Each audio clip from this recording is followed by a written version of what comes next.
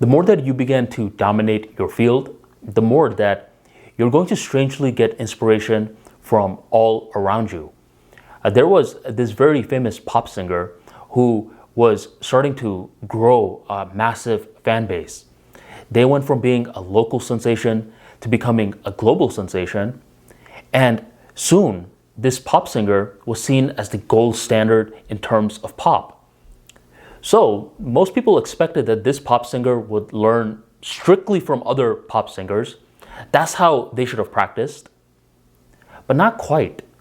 This pop singer one time went to Africa, and the part of Africa that they went, a lot of the locals there were playing music with a lot of raw equipment. They didn't have actual drums.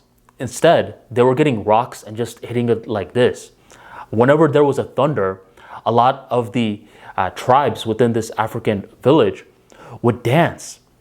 Soon, this pop singer was starting to get inspired by this new area that he went to.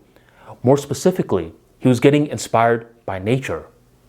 So the more that you are practicing, eventually what's going to happen is that you're not only gaining inspiration from the sole skill set, instead, different fields start to merge with one another.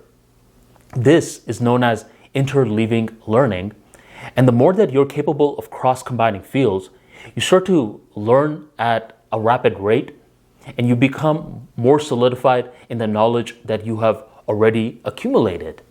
So, over time, just leave a door open for this possibility of different topics suddenly intertwining with your skill.